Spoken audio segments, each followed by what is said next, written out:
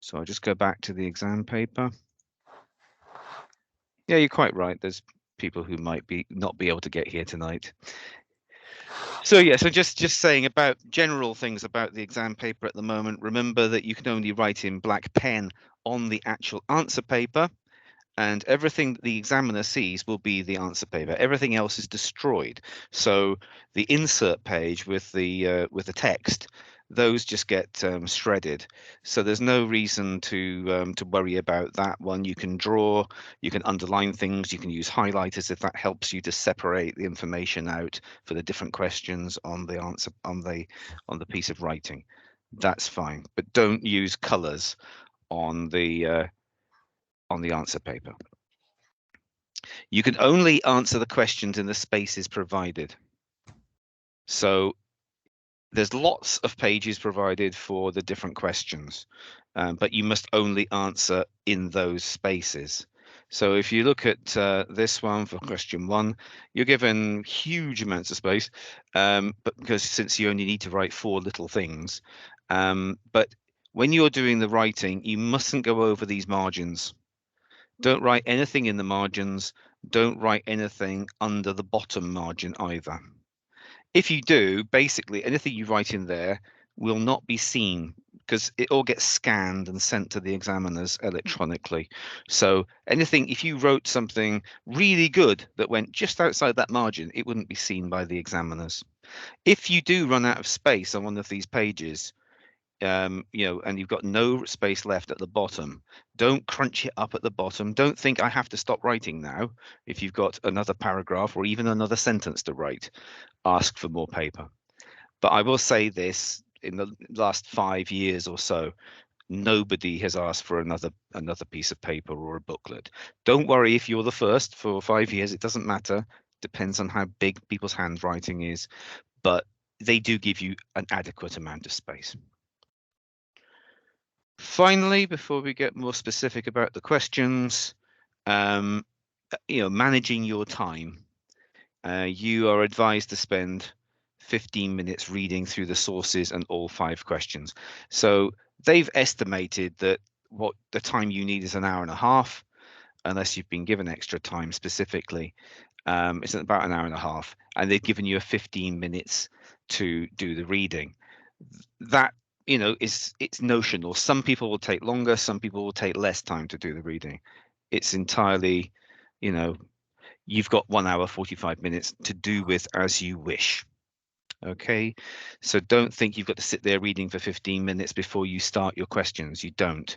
You can be looking at the questions straight away. Do as much reading as you need to do question 1, then go back into it. You can do it any way you like, and you can answer the questions in any order that you like. Many people do start with question 5 and make sure they've got it all done, and then they can use every minute they've got left for section A. That's just one way of doing it. It's whatever you think will work for you. Okay, if you are in any way bothered or worried about any of these instructions, you put your hand up and somebody will come across very quickly, and you can ask what you've got to ask. Okay, so I'm going to have a look at question 1 very briefly because it's question 1. There are just a few things to say about question 1. Normally, what you are asked to do is to list 4 things, 4 factual things about which are inside the text in a certain number of lines. So in this case, it was lines 1 to 6. It was just the first paragraph. So you look at that little section of the text and you just pull out 4 factual things about whatever it says. Now, in this case, it was complicated. This is the one from The Pearl by John Steinbeck. It said, list 4 things about the brush house and what is happening in this part of the source. I think that was simply because there weren't enough factual things in that lines 1 to 6, so they wanted to include actions as well. That's fine, but it was slightly more confusing because almost every other paper we've shown to learners is just, list 4 things about the man, list 4 things about the weather, that sort of thing. And you do not need to write them in full sentences. Yeah, you don't need to quote big chunks of the text. You can just put it in your own words. So in this case, it might be the brush house was warm from the sun. Yeah, or the sun was warming the house. That would be fine. Boom, 1 mark. Move on. Yeah, there was a baby. That'll do it. There was a scorpion. And you can really write these very quickly as long as you isolate them. You are allowed just to use the words from the text if you want to. So I said you don't need to quote, but if you just take a quote about baby sleeping in the swinging, if you just take that, but you're only allowed to use the bit of the quote that answers the question. Okay, so you're not allowed to quote whole lines or whole paragraphs. Yes, the answers might be in there, but you haven't shown that you found them. You've just sort of quoted a chunk and hope they're in there. They won't mark those. But if you just put a few words from the text that answers the question, they're fine with it.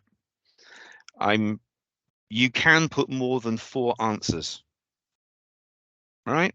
So you might find that like for example, on the one about the old man and the sea, if people put, he was an old fisherman who hadn't caught fish for 40 days or whatever. Well, you get 1 mark for old, 1 mark for fisherman, 1 mark for hadn't caught fish for 40 days. So you actually might write 3 right answers just in one little sentence. If you do that, you might have 8 or 9 different right answers. That's fine, but remember, you're only getting 4 marks no matter how many you write. But you won't have any deducted or taken away because you've maybe, I'm going to put 6 just to make sure. That's fine. On this paper, it's fine. Don't do it on paper 2, okay? But you can do it on paper 1. Any questions about question 1?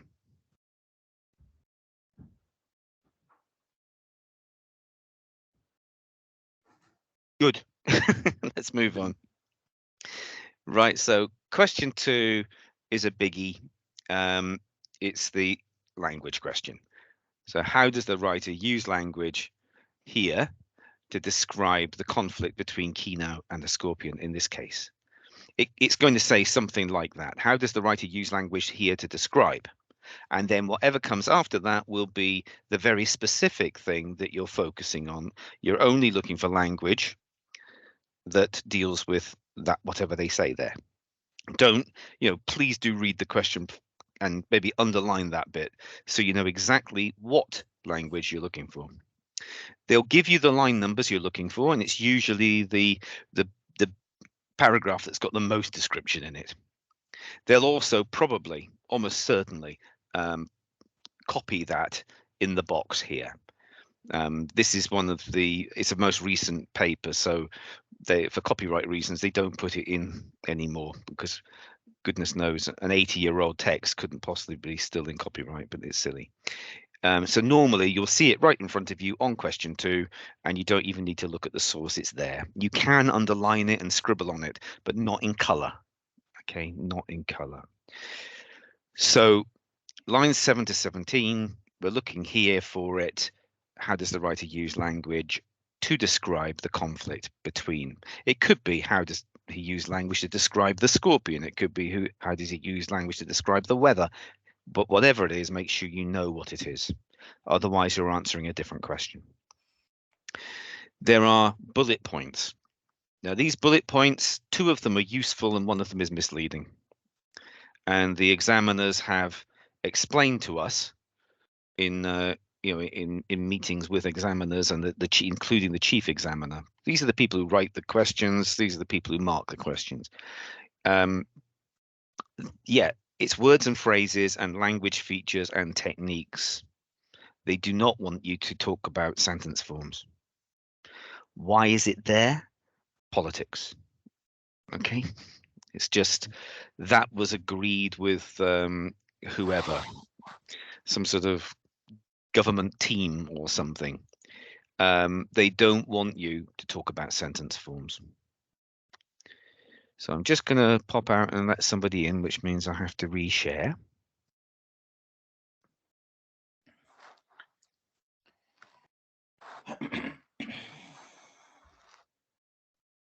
Sorry about late. Thank you. No worries, Anelia. Just to anybody who was also here on Monday, this is pretty much a repeat of Monday's session, but you're perfectly welcome to come twice, no problems. We've only just started looking at question 2. So yeah, don't write about sentence forms. There's not much to say about them that's of any use in terms of language. Excuse me, Graeme, we don't have Yes. You can't see it? No. Okay, I beg your pardon. Let me have another go. Sorry, Graeme. If you have time, I have questions, please. Yeah, please go on. Yeah. No, whenever you want to ask a question, ask a question. That's Now what we're here for. Now we came across questions too.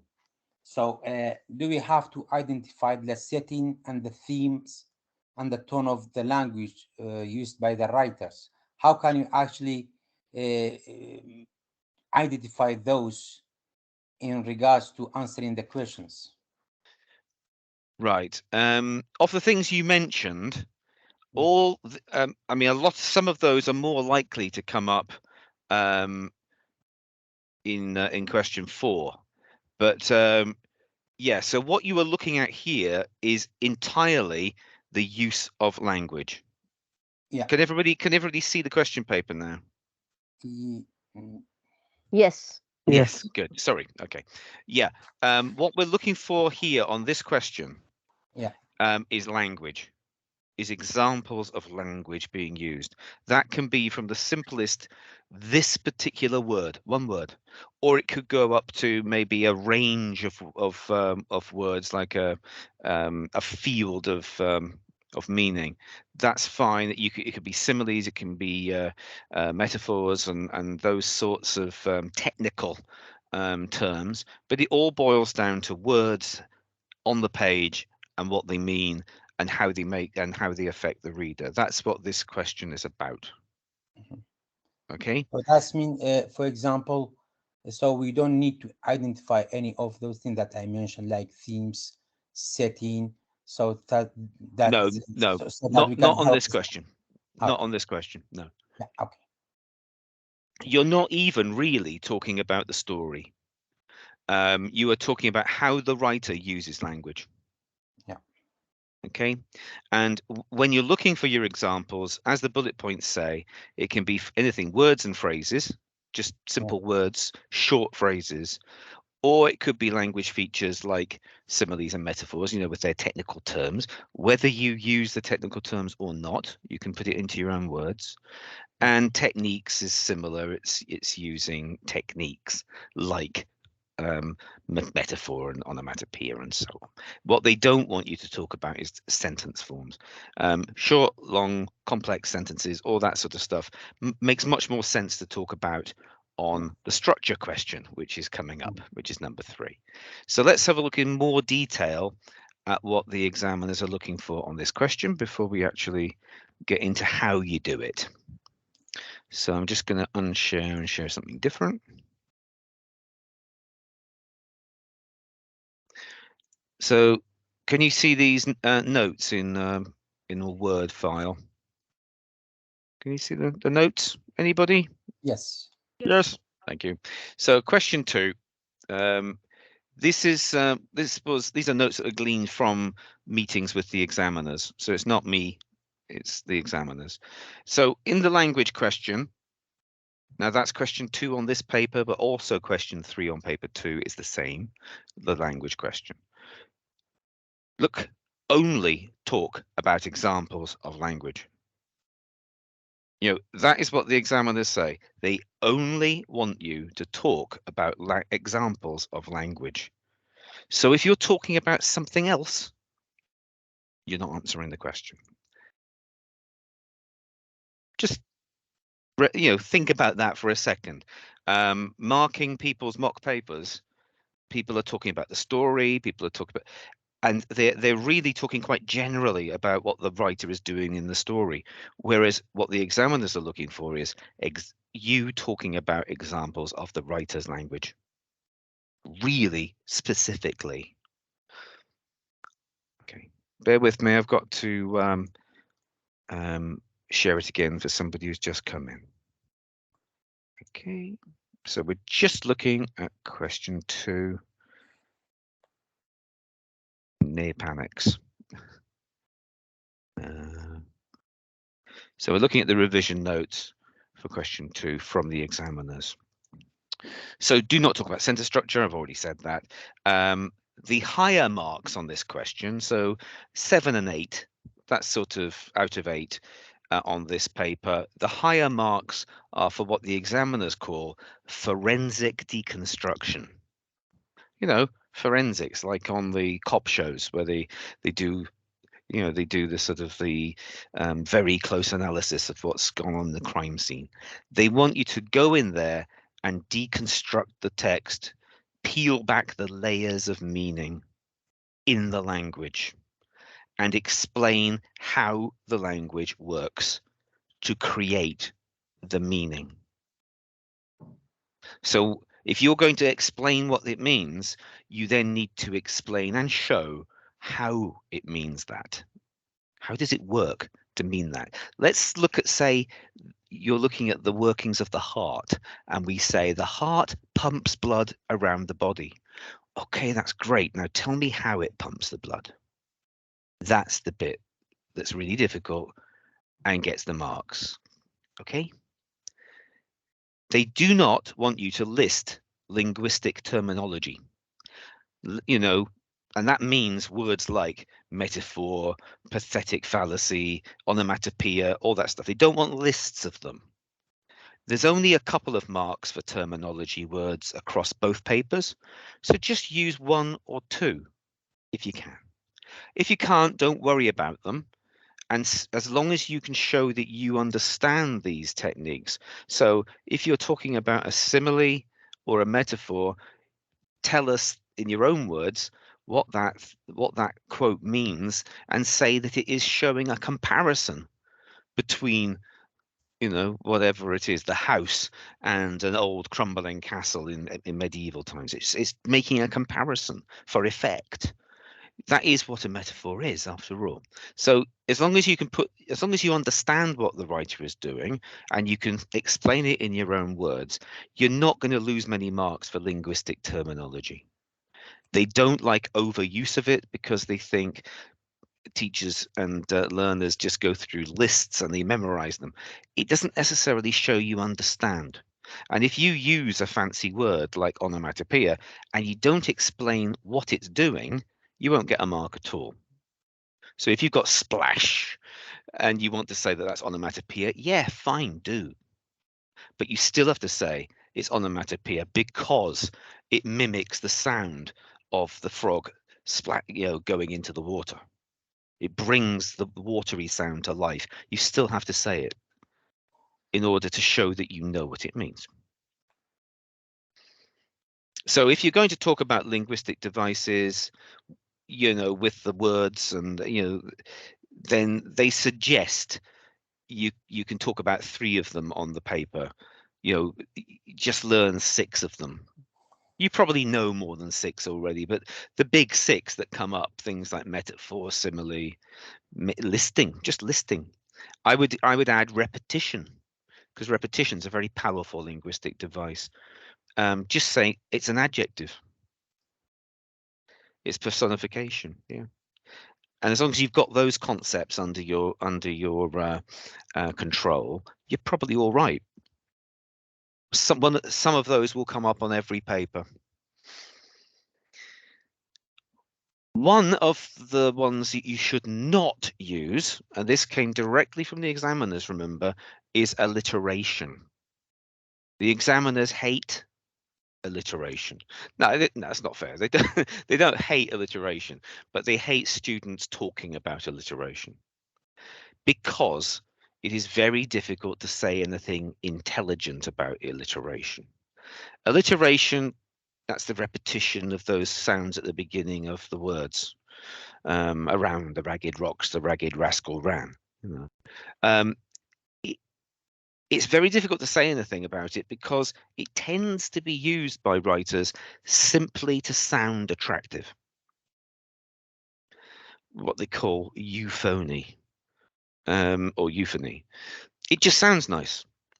Well, that isn't saying anything. That hasn't got any meaning. It's just pretty. It's just pleasant. So you can't really write a whole paragraph about that, can you? Now, there are some occasions when alliteration is used for a specific purpose.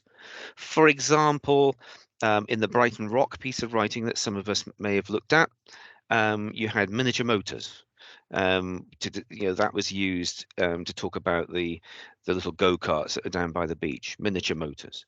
Now, that's alliteration. You've got that repetition of the m sound, miniature motors. You could arguably say that that is actually mimicking the sound of the little engines, the little two-stroke engines. And so miniature motors, miniature motors, miniature motors. Hello? Did somebody want to say something there? No? Okay. I just got some words coming through. Miniature motors, miniature motors, miniature motors. So you could say the alliteration is there in order to bring to life the sound of the engines of the little cars, which sound like as they go around. Or sometimes when writers are describing the sea, they'll use lots of S sounds and C sounds in order to bring it to life. That's not strictly speaking alliteration, that's sibilance, but it's again repetition of those initial sounds. Fine, if you can say it's there to do a job, to actually bring to life a certain feeling or a certain sound, fine. But if in doubt, leave it out. Another thing which goes for a more sophisticated reading, you are asked to talk about the effect of the language on the reader. What is the effect on the reader of each of the quotes that you're going to talk about? Now, that could be you yourself. You are a reader and you've just read it. So how does that particular quote affect you? Does it make you feel differently? Does it make you think differently? So that's the simple, straightforward one. But another way of getting slightly higher marks on this question is to think about the original reader. And the original reader would be the intended readers of the piece of writing when it was first published. So if you're reading something from, 1920, then obviously we're talking about a very different social, historical moment. The readers might feel differently to the way the writer has used language, or you might imagine so. You might put forward a theory that the original readers, I think this is quite funny, but the original readers might have felt differently. And it's just showing that you've taken into consideration that there's a difference between yourself and the audience that the piece of writing was originally intended for. I just really noticed that because it's for people who are looking for those higher marks. It probably wouldn't be worth any more than just one extra mark on top of everything else. But it's quite hard to get those really top answers. Be explicit about what it is that is the effect. So don't say it affects the reader. That means nothing. You've got to say what the effect is. Does it make them laugh? Does it make them happy? Does it make them sad or angry? Does it fill you full of tension? Make you scared for what's going to happen to the character or whatever? Just try and be original. Try and don't say the same thing for each of your examples. So basically, in this question, you're going to find 3 examples of language, quotes, and you're going to write 3 paragraphs ideally, because 3 is the magic number in AQA. You're going to write 3, explaining and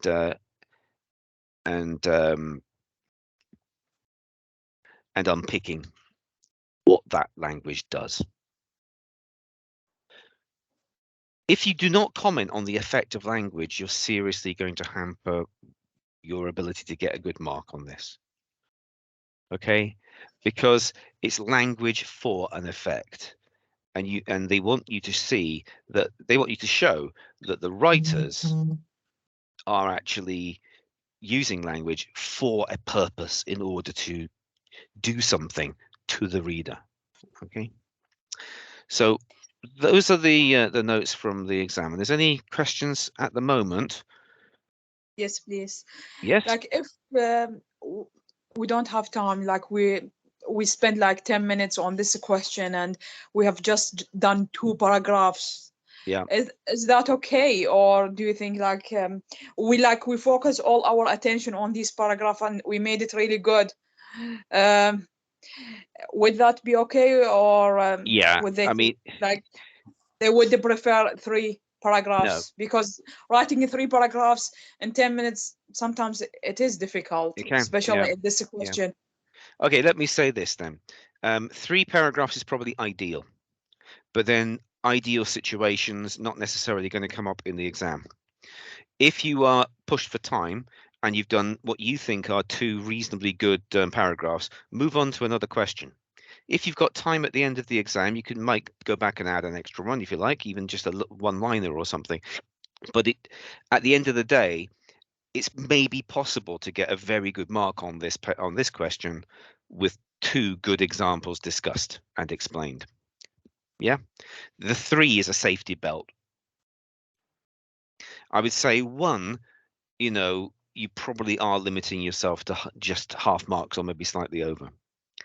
2 may mop up all of them if they're really good and what you say is quite sophisticated. I would like to aim for 3 if you possibly can, but yeah, if you're pushed for time, it's better to do the first 2 paragraphs of each of these questions on section A rather than miss out a question. Yeah. Leela. Graham, to find the effect sometimes is really not easy, is not really what can help us at that situation, really, small time, how we can help ourselves to find that effect. I think it's about asking yourself the question, what's the effect on me? How do I think the writer meant me to feel about that? And it can be obviously that will depend on what you've chosen. So if you choose a quote that you think might be supposed to be amusing, it's like a joke or something, then the effect on me might be to make me smile or to make me laugh. But usually it's a little bit more difficult than that. So it could be right. The description is of, say, a boy, and he's got ragged trousers, and the language is to give a feeling of just how wretched he looks and how torn his clothes are and how dirty he is. Well, the effect on me as a reader might be to make me feel sympathetic to the character, or a feeling that I'm concerned about the fact that he's in the condition he is. It might not be any more than that sort of idea, or it might just be to give me an idea about what's going on in the story. Is this going to be a story in which that boy's going to be saved, or maybe he'll find some money, end up being safe? You can be quite creative with the effect part of it. Okay. Graeme, I And have a it is enough. Sorry. It is enough, just like to say, like it's make me feel sad, or it's make me feel angry, or I have to write a long sentence to express my effect on. I wouldn't say it's a long sentence, but it may be more than it makes me angry, because it makes me angry because. This makes me angry because I can see how poor he is. That would be better. Yeah. Yeah. Who else was speaking? Was it Bestoon? Yes, yeah. Yeah, Actually, go I on. have 2 questions, Graeme. First, in regards to effect. Actually, Yeah. I've done so many practice from previous papers, Yep. but I have a problem with the effect because Okay. to identify, for example, one simile and one personification and one like adjective. Yeah. But for me, my experience, I've got all of them the same effect. Okay. All 3 different language technique I've used. So I analyze it, but I came in conclusions in the same effect, all of them. Does that make any problem for the examiner, for example, if you provide the same effect for each of the language technique? I would find it quite difficult to imagine a situation where it would be precisely the same effect rather than maybe an aspect of the same effect. If you couldn't differentiate in some way. So let's say it was some use of language makes the reader feel sad. Well, it would be makes the reader feel sad because I can see how poor the boy is. But the next bit might be to make me sad because I can see the danger that he's in which case maybe anxious would be a better way of saying it than sad. Oh, right. I Okay. just try and be a Yeah. little bit creative. Yeah. So let's look at the mechanism for answering this question.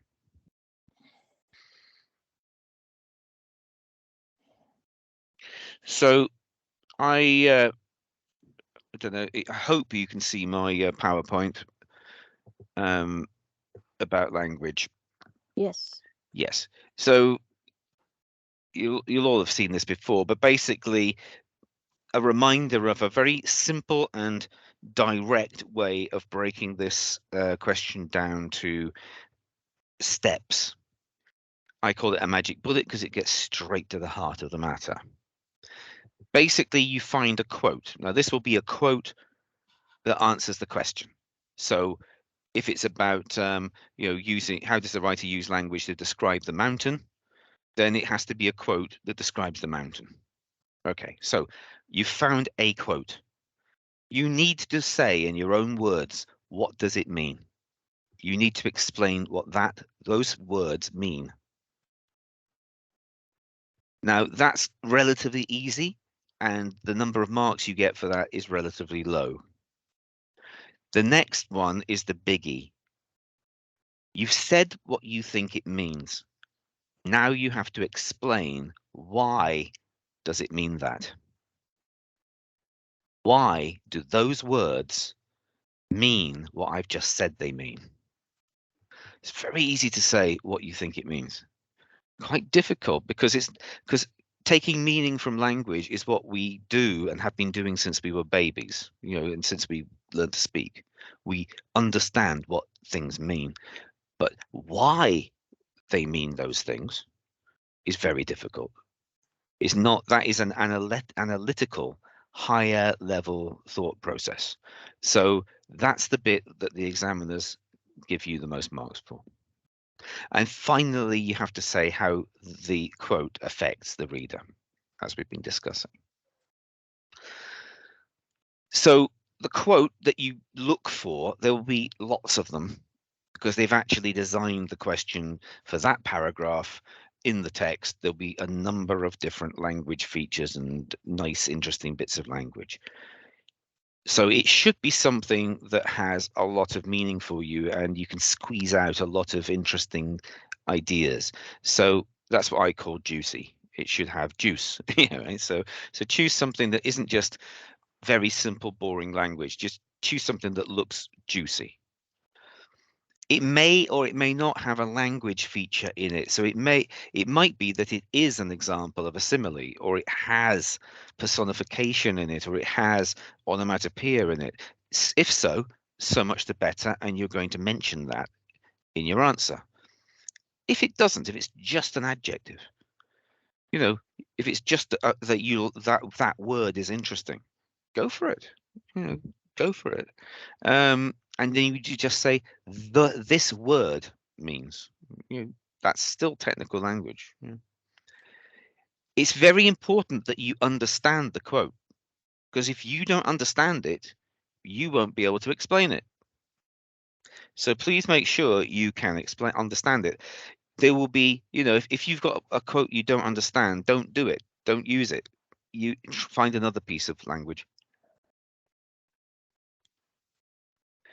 Now, really keep the quote brief.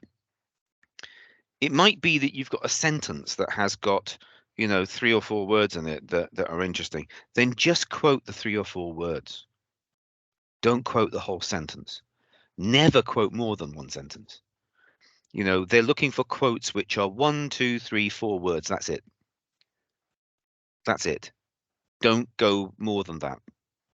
Because you're wanting to look in really close detail at how the words and the language works, not a great big long quote, because you can't then look in detail at it. It is very important to put quote marks, you know, the quotation marks, the inverted commas, whatever you call them, around the words that come from the text. So a quote on every question, on both papers, a quote must be inside quote marks. And that is, you open the quote marks, you put the words from the text, and you close the quote marks. Otherwise, the examiner does not know whether you are using the words in your sentence, just like any other word, or you are talking about those words. The quote marks are there to show that you are talking about those words as if they were objects that you are discussing. You're not using the words as you would in a normal sentence.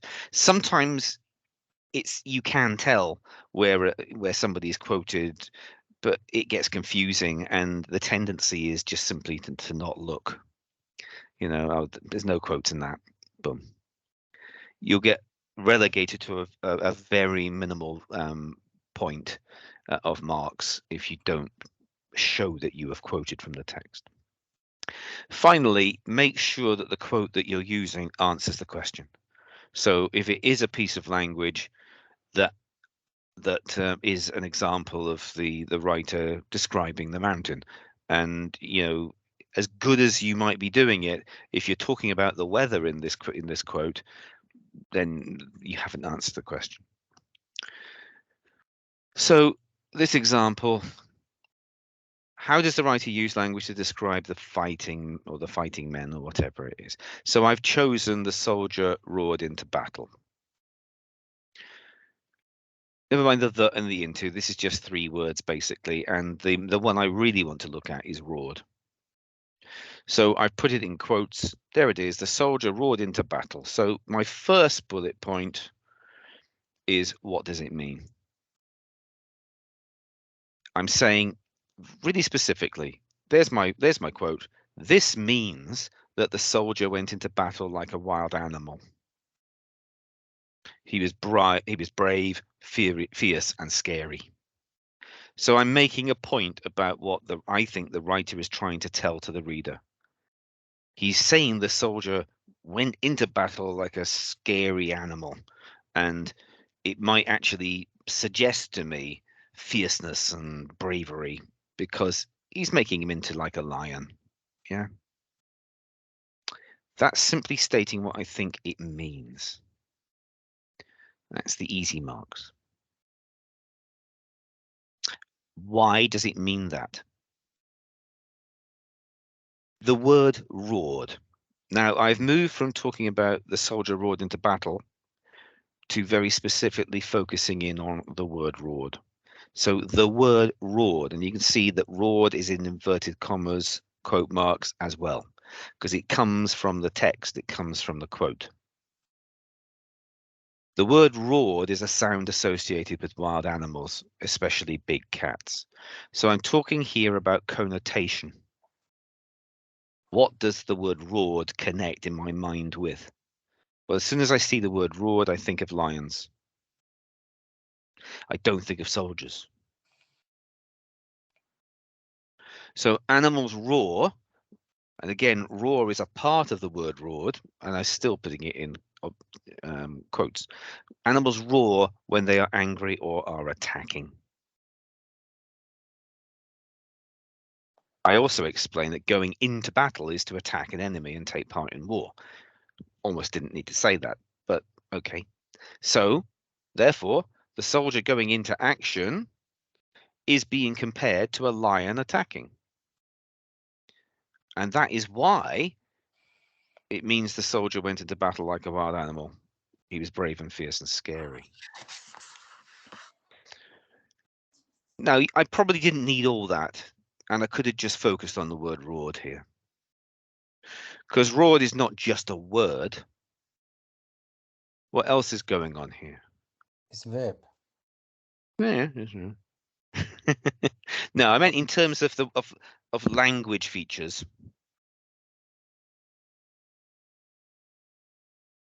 If I say that Onomatopoeia. it's onomatopoeia, yeah, roared, yeah. So it actually sounds like. So you could also say, as well as this association with wild animals, it's also an example of onomatopoeia bringing to life the battle, so that it's like we can hear him in our minds because of the onomatopoeia as well. Yeah. Or But also personification. and personification as well. Or rather, a slightly different form is the opposite to personification. We're making the soldier into an animal. It's the other way around, isn't it? So, strictly speaking, it's zootropia. You know, you're making the animal, but just to say, it makes the soldier sound like, or feel like, or take on the aspects of an animal. So actually, when I said it means the soldier went into battle like an animal, you know, one of the things is it's a metaphor. You know, the metaphorical use of roared compares the soldier to the wild beast, because roared is associated with wild animals, not with humans. So in fact, you could pad this paragraph out that I'm writing to include higher levels of analysis, but I'm just trying to be very basic about it at the moment. So I've done two things now. I've said what it means in my own words. I've tried to explain why it means that. To me, not to anybody else. I'm just saying the word roared associates with wild animals and big cats when they're angry and want to attack. That's how this works, in order to give us this impression of him, you know, screaming into action, maybe with all the features of the lion sort of dancing around in our minds. What is the effect on the reader?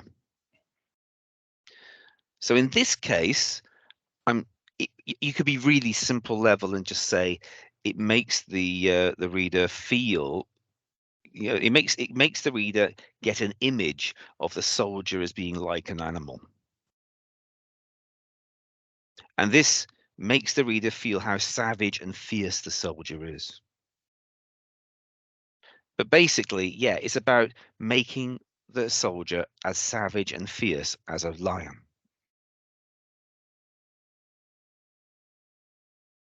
It may even be a negative thing, a criticism of the soldier. Depends on what you think the writer is doing. But you might want to say that when he runs into battle, he becomes inhuman, because he's actually losing some of his human characteristics and taking on the characteristics of animals.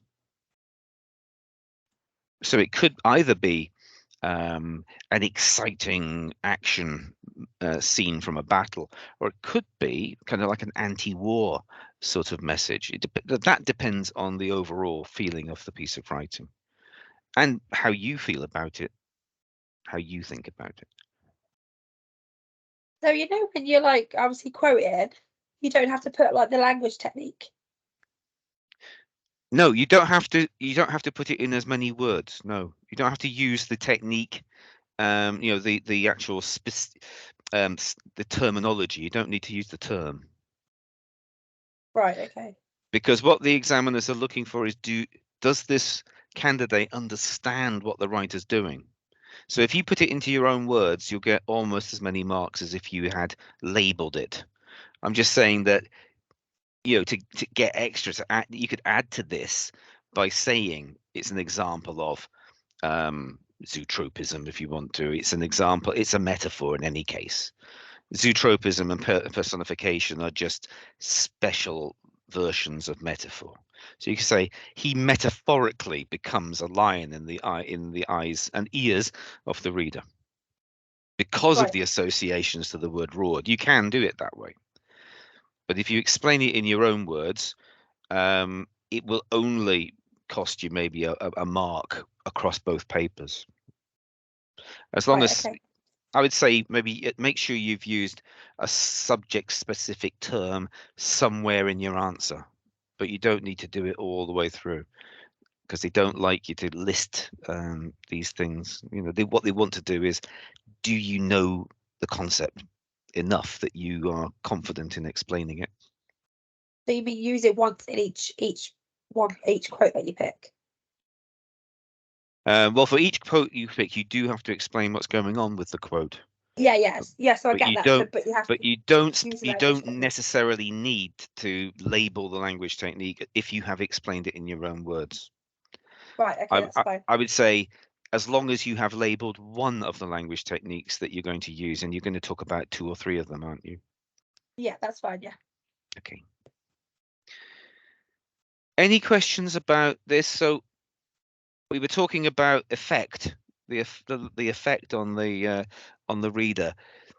But here, because it's roared and it's onomatopoeia, it is about giving the reader maybe a feeling of being in the battle. That's one thing you could say. I can hear the soldier as he runs into battle, roaring, and that noise, because it brings it to life through onomatopoeia. I could talk about, makes me feel how fierce and savage he's become, because of the connection to wild animals of the word roared. I might feel that he has lost his humanity as he goes into war, and has become less than human because he's like an animal. You know, like an animal can mean something bigger, or it can actually mean something less. You know, why is he being described like an animal? Could it be because he's losing his humanity because of the effects of war and battle? So there are lots of different things you could pick out there just from that one word, really. I haven't gone anywhere near explaining soldier because it's just the word soldier. But and in this case, the person being described is actually literally a soldier. If they weren't, then you might, you know, if there was some sort of metaphorical use of soldier, but there isn't in this case. Any more questions about language?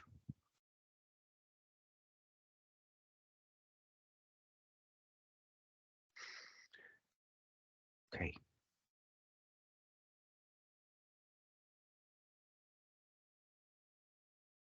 So I'd like to move on.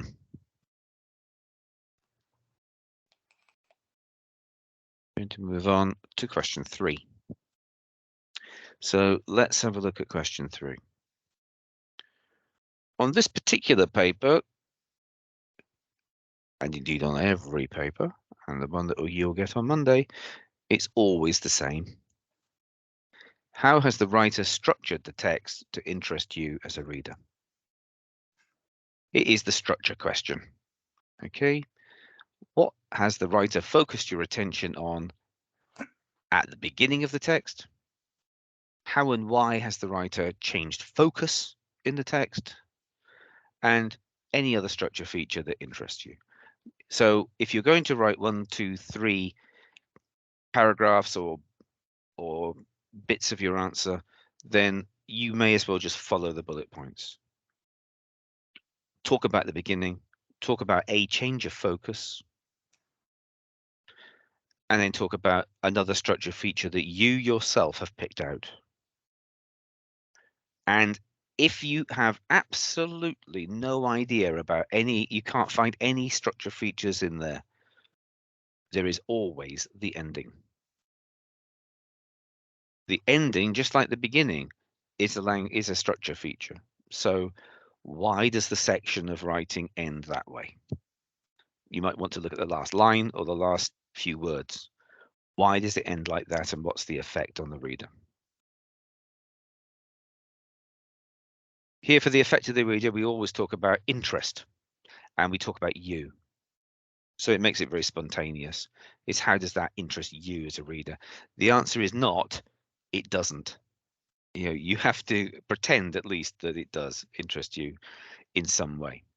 And that's really talking about what was the writer intending the effect to be on the reader.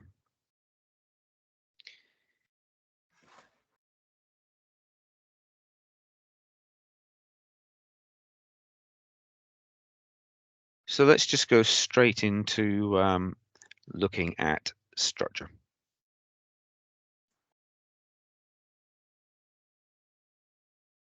Not that one.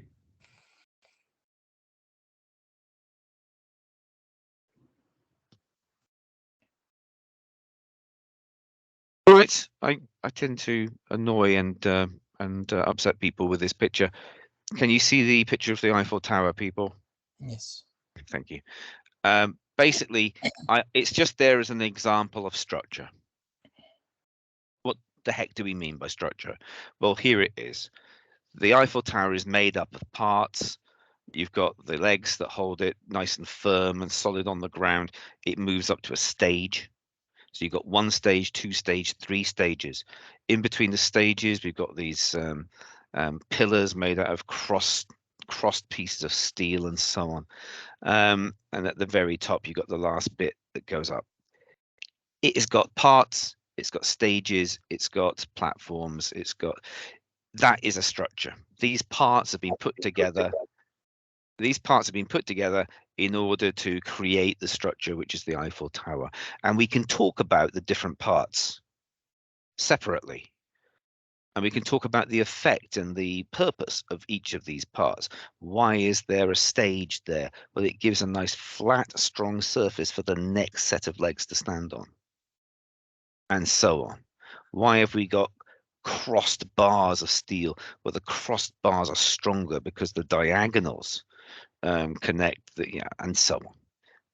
An engineer would be able to write an entire thesis about the construction of the Eiffel Tower. So one of the things about structure, and people do get a little confused about what's needed in this question because they'll talk about almost anything but structure sometimes. Structure is about the fact that the piece of writing, or any structure in fact, has been deliberately made by its creator, by its writer in this case. It's been put down on the page like that deliberately. The structure is for a purpose. So the way it starts, the way it changes, the way it ends, the way the parts join together are all there for a purpose. Your piece of writing, like any structure, is made up of parts. Some of those parts are called paragraphs. Some of those parts are called sentences. But those parts, or the beginning, the middle, the end, whatever, but those parts are joined together and connected loosely or very, very tightly, depending on what the writer wanted to achieve. And you have structural features such as repetition, which helps to join together. For example, the speech that was given by Martin Luther King, I have a dream, keeps repeating, I have a dream. That I have a dream joins the pieces together as you go through and gives it a very clear, direct, and very strong structural linking, like glue or welding holds together physical structures. So the question being, how has the writer structured the text to interest you as a reader? You're looking at the beginning, changes of focus, and one other structural feature. It's not quite as simple to boil this down into a magic bullet, but basically this is what you're doing in each paragraph of your answer. In your own words, you talk about a particular structure feature, so it may be in the opening or the first line or whatever, the opening. What does that structure feature do? How and why does it do that? And then ending of it up, it's how does that interest you as a reader?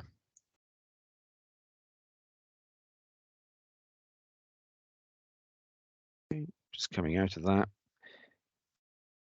And, oops.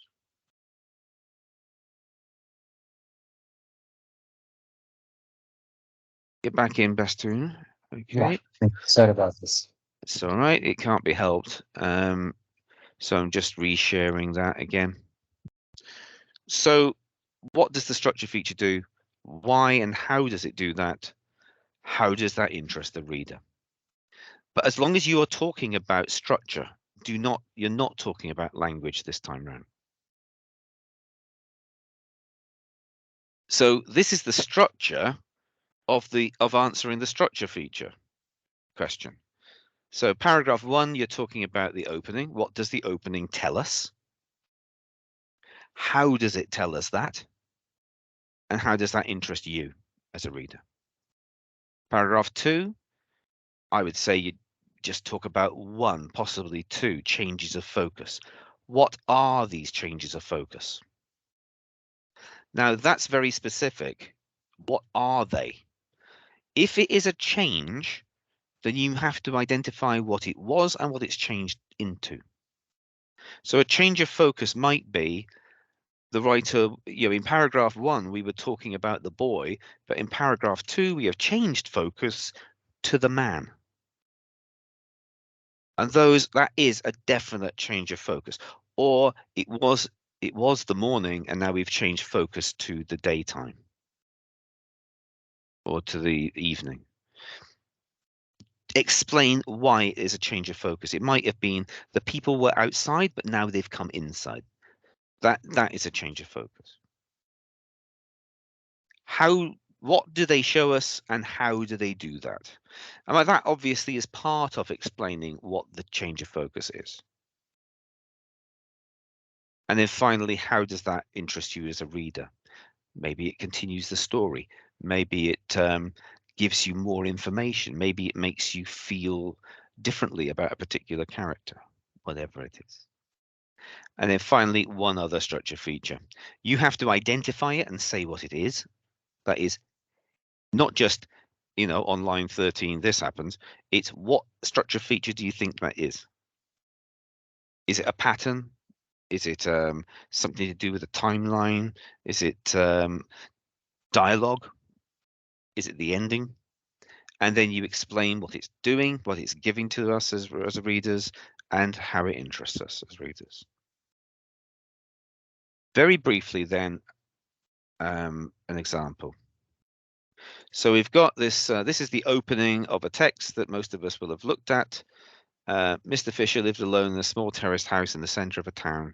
He did not own a car and therefore preferred to do as much as he could of his weekend marking in the form room after school. Even so, there were usually 2 or 3 stacks of books and papers to take home on the bus.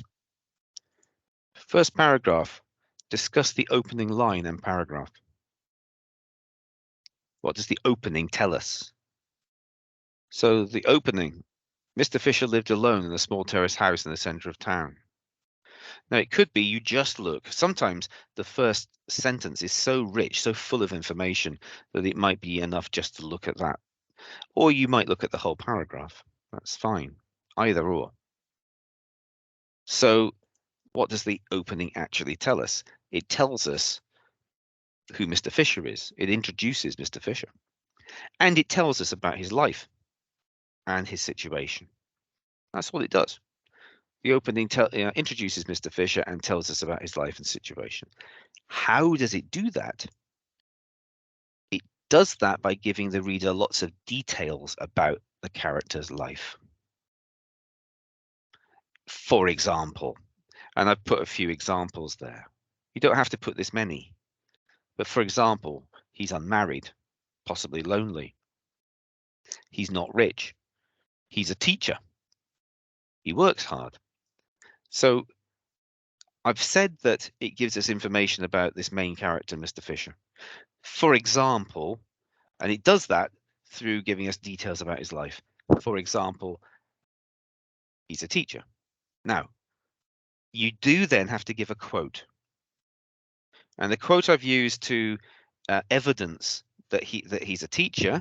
How do I know that he's a teacher? All right. I know he's a teacher. Yeah, because it says he does marking at the weekend. Most people don't. So, but you do not, in this question, have to go in and explain what that means. This question is the structure question.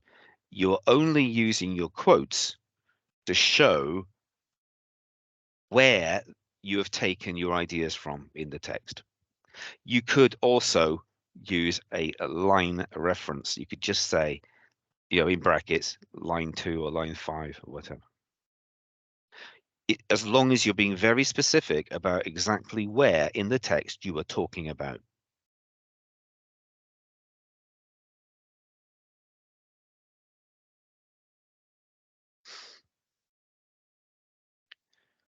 So we're looking at question 3, the structure question, and how to answer it. So how does it do that? In the case of the opening is usually about giving us details, giving us information, using particular phrase, and telling us something that maybe is shocking or exciting or whatever. Sometimes the opening of a piece of writing is really there to grab the reader and force the reader to read on. That's usually the purpose of the very opening. Makes you want to carry on reading.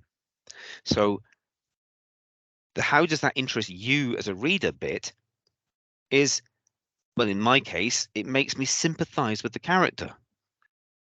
I can feel, I visualize his life. It's very similar. Well, it's not very similar to my own, but you know what I mean. I can sympathize with him. I can see that he's on a bit of a, boring grind. I want to read on to see if his life will change in any way. Maybe in the story he'll have an adventure. Maybe he'll find love. Maybe things will change for him. And it's that sort of thing. Now, I think what people tend to say is that interests me and makes me want to read on. Want to read on is not enough. You have to say why you'd want to read on.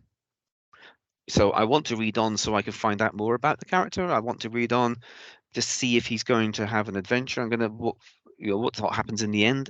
That's the sort of thing that we'd say about the opening. Any questions about openings?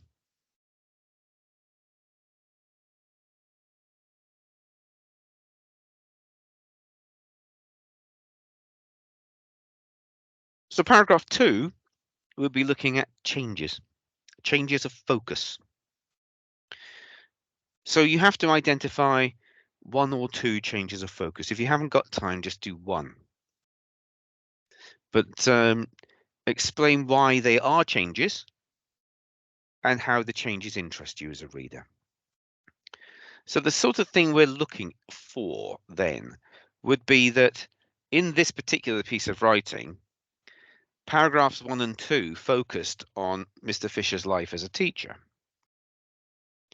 And paragraphs 3 and 4 were about his feelings about the appeal of books and the way that boys' attitudes have changed. Now you can see that there is a difference between paragraphs 1 and 2 and paragraphs 3 and 4. So you could say there's a change of focus between paragraph 2 and paragraph 3.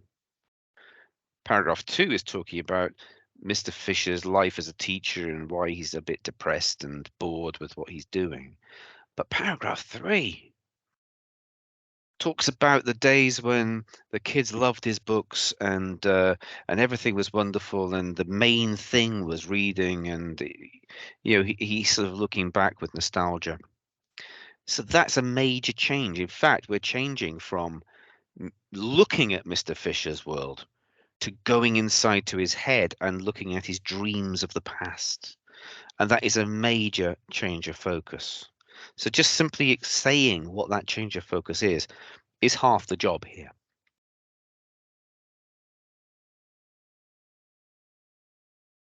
So you explain what they are. The first 2 paragraphs focus on Mr. Fisher's life as a teacher and introduce the fact that he's unhappy. Paragraph 3 changes focus to show what reading could be like. The end of the text is about Mr. Fisher's mood beginning to change as he discovers something astonishing. And that is showing that I'm writing now about what the changes actually are. How do they affect me as a reader? We are shown why Mr. Fisher is sad and lacks interest in his work. Then he looks back to a time when he felt introducing books and reading to his pupils exciting and life-changing. This takes meaning away from his life, and we can feel sad for Mr. Fisher. You know, we want to know what he is seeing in the new work that he's looking at, and so we'll read on. Any questions about what to do with changes of focus? I know we're going through these fairly quickly, but is anybody sitting there thinking, I want to ask a question, but I don't want to shout? I just wanted to know, do you always have to end with the ending? No. The reason I said ending is because that's the one you can absolutely, before you even go into the exam, you know there'll be an ending. Yeah. So so just like there's always a beginning, there's always an ending. I don't say that the ending is necessarily the best one to go for. Sometimes it won't be. Sometimes it will be. Because obviously the examiners are kind of will come to an end in their extract, and it may not necessarily have been intended as an ending. Sometimes it's very obviously this is the end of a section, and it does work like that. But yeah, that's fine. No, I would say look for something a bit more obvious, a bit more specific, something like dialogue, something like a flashback in time. Yeah. Yeah. Okay, that's So Doesn't yeah, sorry, go ahead. doesn't go ahead. this question ask you to look at a certain lines? No, this one, the structure question asks you to look at the whole text. Oh, okay. All right. And it always will do that. Yeah. So right from the beginning, the first line to the last line. Yep. So just popping back in again. So any other language feature, basically find what you think is a structure feature, explain it, and say why it interests you as a reader. That's easily said. But here are some of the things that you could look for. A structure feature can be any patterns that repeat or build through the text. So some of the things that we have looked at, for example, there was the one with the hat shop girl, and their colors are used all the way through. The first lines talk about her little flowers, her little blue flowers. Then we have the red-haired girl. We have the green hat and the lovely ribbon that comes from Paris and so on. There's lots of colors being talked about all the way through. That's a pattern that kind of holds the text together. In Brighton Rock, the man who's going to be murdered, as we go through the text, we're constantly being told about the time, how many hours he's been there, how long it takes to do something, what the time is when he has a drink, what the time is when he has to be in this place and that place and the other place. And so we're constantly being reminded that his time is running out. And we even get that wonderful one-liner that goes, yesterday South, I can't forgotten what it is. Yeah, yesterday Southend, today Brighton, tomorrow, ... As if there may not be a tomorrow. And that line sits there by itself and doesn't really end properly, just has a ellipsis, 3 dots at the end. So you could look at that. That is a structure feature all of its own. If you have a word or a few words or even a sentence that just sits on its own, not part of a paragraph, that is a structure feature. And you can say that that line on its own, particularly because it doesn't end, it leaves the reader hanging. And the meaning of that lack of a final word suggests that his life isn't going to have a tomorrow, and it disturbs and upsets the reader. It makes them fearful for the character. It reminds us of the opening line of that piece of writing, where it said, less than 3 hours in Brighton, and he knew they were going to kill him. That he knew he was going to be murdered that day, and we may have forgotten about the murder because we're just looking at the crowds and looking at Brighton and looking at him doing his job. Suddenly, the writer reminds us with a slap to the face that he's going to be killed. Any dialogue or conversation is a structure feature. There were quite a few texts that have been used recently, and some that you may have seen, where there's description, description, description, and then characters can't start talking to each other. In fact, half the text of The Old Man and the Sea, that was two characters speaking to each other, using direct speech, inside speech marks and so on. That is always a structure feature, because obviously having descriptive prose is one type of writing, and having a conversation is a different one, because you suddenly can hear exactly how the characters speak to each other, what they reveal about each other as they speak, their feelings, their thoughts come through in the way they talk. You're learning about them as characters in real time. A piece of description can cover weeks or months or years, but when two people are talking to each other, it has to go at the speed of conversation.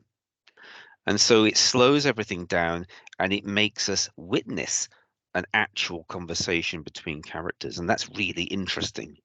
But just as, eavesdropping on some people on the bus, or somebody across the way, hearing in on what they're saying is a great way of finding out about them. So dialogue or conversation, if you've got dialogue, they probably expected you to do that as your other language feature. But the other one they sometimes come up with is to do with time, to do with chronology. Chronology is the way that time works. Usually, as in life, it just progresses and goes forwards.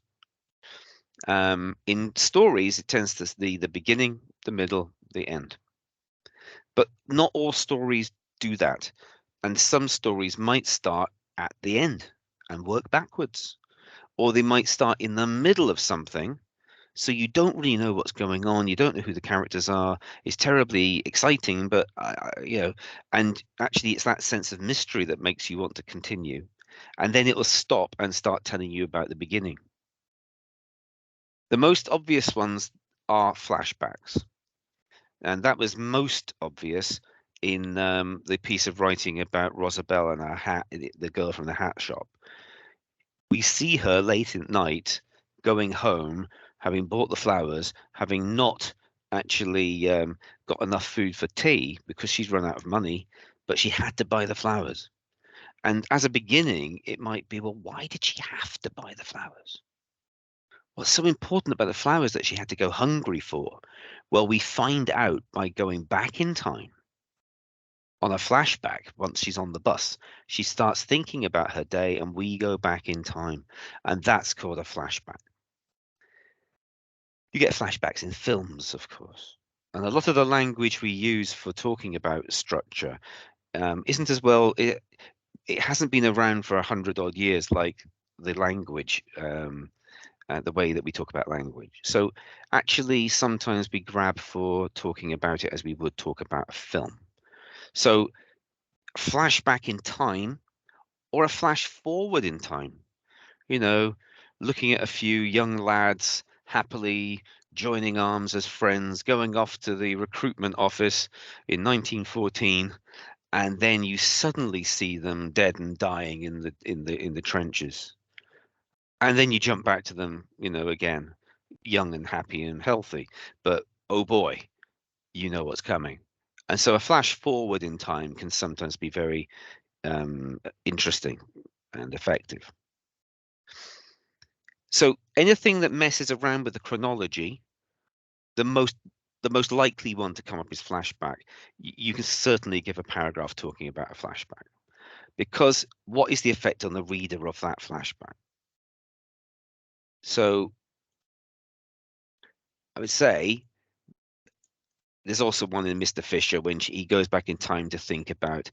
So the third paragraph is a flashback to a happier golden age in Mr. Fisher's life, to a time when young people found reading the most exciting thing there was. Explain it. This is important as it shows why Mr. Fisher is sad in the present day. And he explains to us what he considers important and seems to have lost from his life. So being given a flashback sometimes explains what's happening in the present. Why did Rosabelle have to buy the flowers? Well, it's because she lost her temper and got angry in the shop. Something about being reminded about where she was in the social scale. She needed some beauty in her life that she could afford, because she could never afford the type of hats that she sold, not in 100 years. You have to kind of unpick why it's important and why it's interesting. And as long as you are reasonably true to what you're thinking, there's no right or wrong in that. It's just your opinion. But anything you mention as evidence would be a quote. So that's why I've put here, there's a massive contrast between the past, when reading exploded like rockets, and now when he sits gloomy. And that is the contrast between the present and the flashback. Okay. Any more questions about the structure question? Yes, Graeme, I have one question, please. Yes, indeed. Yeah, in regard to zooming in, zooming out. Yeah. So this is it's a bit complicated. I don't know how to use it. Can you just explain a little bit more about this? Okay. Okay. So, like I said, we often use language from cinema, and clearly zooming in is about the way the lens works. So imagine that your piece of writing is a film or a TV show, and the way that TV shows are constructed in structural terms is of different shots.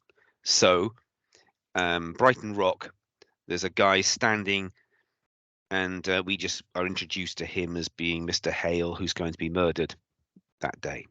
The next line talks about his bitten fingernails and his inky fingers. Now, in the first line, we were looking at a whole man. The second line, we've suddenly zoomed in, like the camera might zoom in, to a particular detail. His fingers, just his fingernails, bitten fingernails. Now, bitten fingernails are a real giveaway that somebody is anxious and nervous. And you would be too if somebody was trying to kill you. So the fact that he's got bitten fingernails shows that he shows his mental state. It gives us clues about how he's feeling. And if it was a film, you could imagine, medium shot of Mr. Hale, then a cut to a close-up of his fingers to show the ink and the bitten fingernails.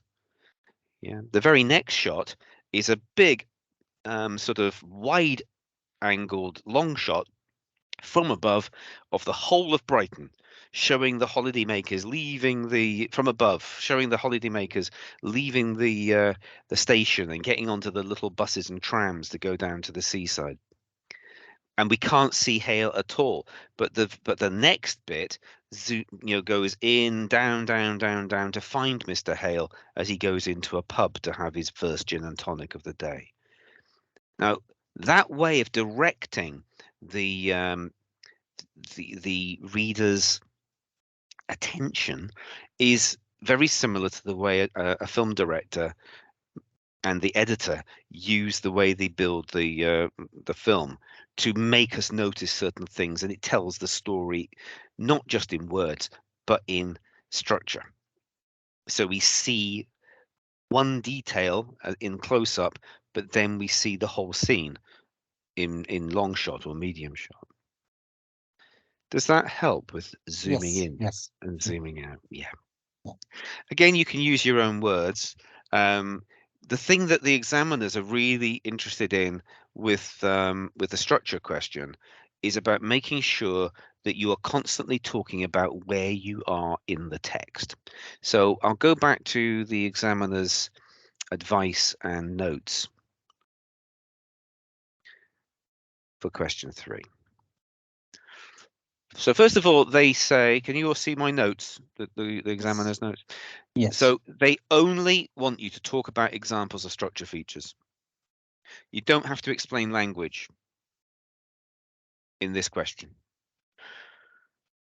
Use the bullet points. Yes. Okay. Structure features that you might find. So there's a few more here. Circular endings.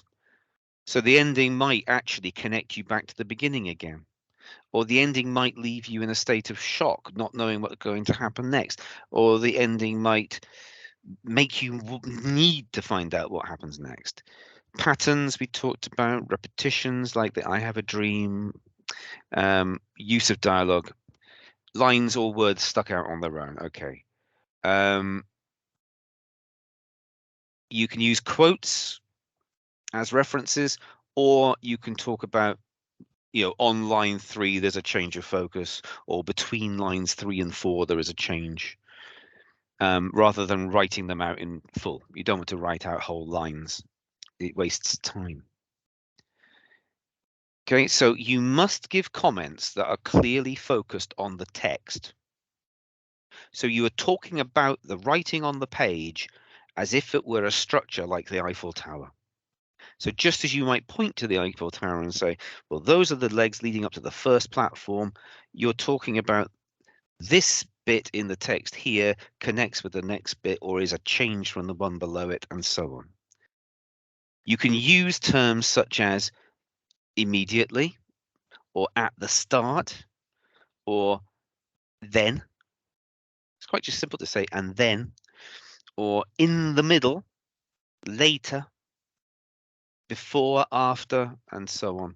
But they especially like at this point.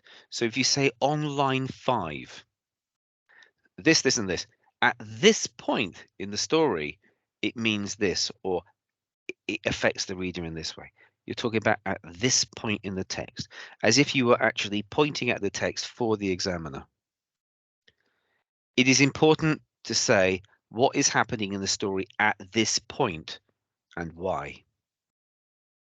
So you found an example, you found a flashback, but the flashback is really important at this point because it explains why Rosabelle had bought the flowers and was a bit depressed on the bus. We are now going to find out why that happened, and that's why it happens here in the text rather than somewhere else. Why do it that way? Why not have the bit about the hat shop and then show her going off and buying the flowers? Well, it actually affects the reader more dramatically because we can see the effect before we find out the cause. It builds up a mystery that we want to read on and find out and solve, and so on.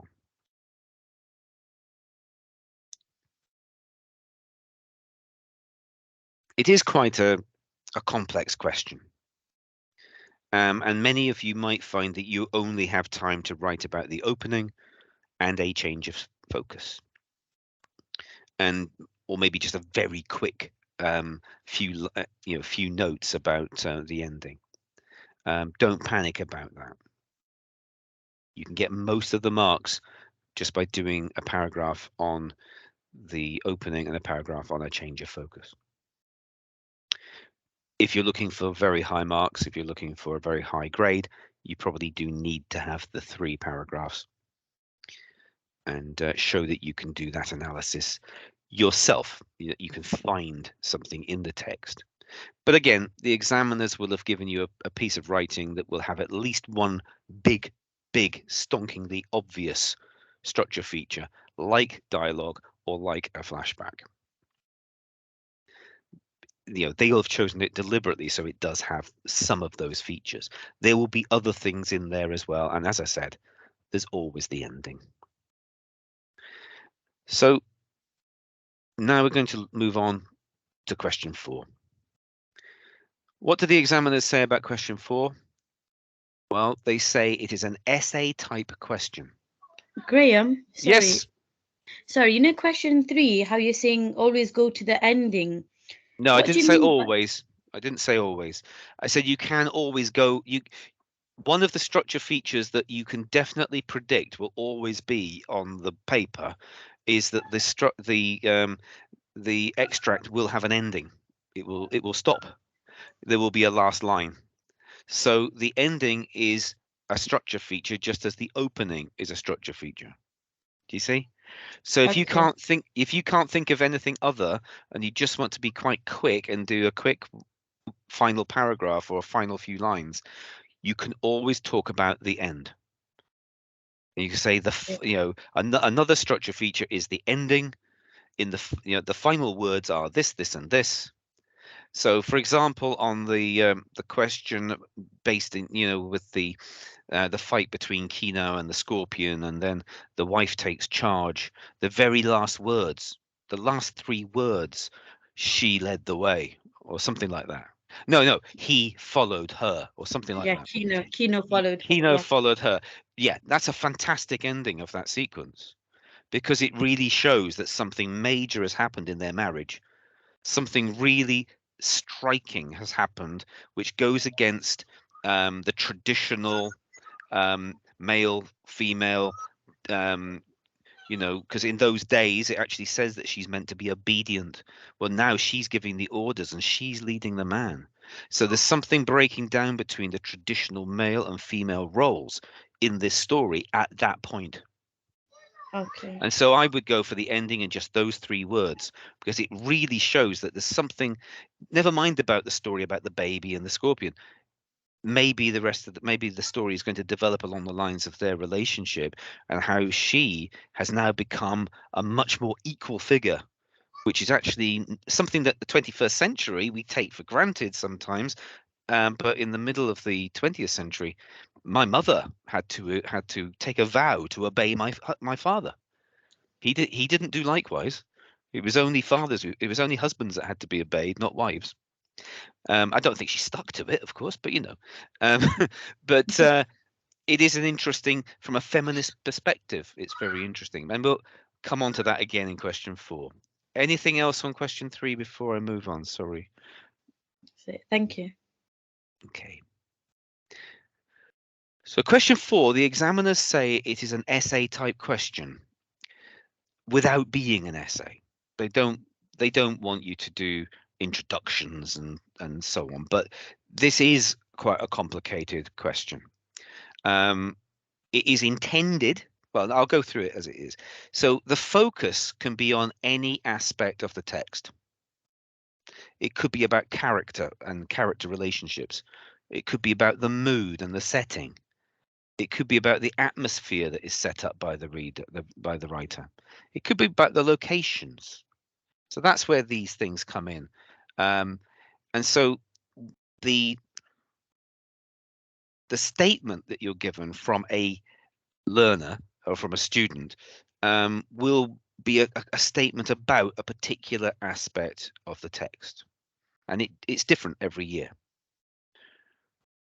This is designed for higher level candidates to get them to read into the context and purpose of the text, and to get very high marks in order to push them up to, grade 9, 8, 7. It isn't intended necessarily for people who just want to pass. And it's up to each individual student to decide how much time you want to spend on this question. It is worth 20 marks. It's the most, apart from question 5, it's the biggest question. And if you want to get a quick 5, 6, 7 marks out of this, then maybe spend up to 10 minutes on it. In order to try and generate the 20 marks, it might require 25 minutes. But you don't want to spend 20, 25 minutes on a question and only get 5 or 6 marks. So you probably know by now where you stand in what sort of marks you get for your question 5, for question 4. They ask you to agree or agree to a point with the statement. And the key wording, to what extent do you agree, will lead higher level candidates towards giving a more sophisticated answer, maybe with pros and cons. That's where it might be interesting to say, I partially agree with the statement, because you're going to say, I agree with this, but I don't agree with that. However, and they suggest that lower level candidates, I'm sorry about that terminology, but people who just want to pass, get a reasonable grade, but aren't looking for the very highest grades, you can get a really a good load of marks just by agreeing with the statement. And nobody should disagree with the statement. The statement has not been designed and included in the exam paper to disagree with. You can disagree with it, but you'll be trying to run backwards up a hill.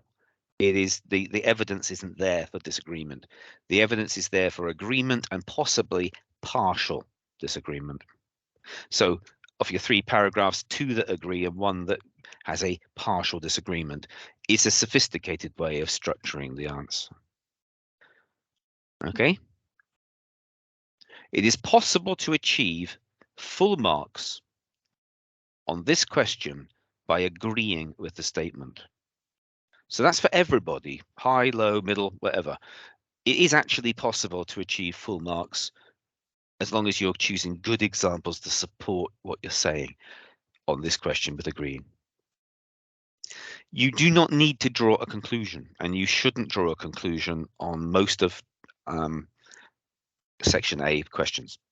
However, this is the one time examiners suggest that a conclusion could help higher level candidates to get a more sophisticated point across relating to the author's approaches, the way the author, this question has built into it an ability to get marks for your reading of what the writer was trying to do with this piece of writing. So what was the writer trying to achieve? What is it really about? What are the deeper themes? And that can bring in your own understanding from outside of ways to see a text. So maybe you, the best example I've got is there is a story called Alex Cold about a boy whose mother is dying, unfortunately, and he has a big bust up with his family, and he's very angry all the time. And actually, one of this student wrote about things that she knew from having done grief counselling, and she talked about the stages of grief and the way that you start out by just not believing it, which is denial, and then you go into the stage where you're angry all the time, and then you move on to acceptance. And she was able to say that in terms of the stages of grief, it's quite clear that he's in the stage of anger, in which he's just lashing out at everybody around him. And that was all totally relevant to understanding what was happening in the text and trying to say that's what the writer was doing. He was actually illustrating this stage of anger, because it's almost as if mother is already gone and he's just so angry with the world, and he's even angry with his mother for being ill. That will pass, but that's what we're seeing at the moment. And she brought in her own understanding based on some training she did. But we'll look at that in a little bit.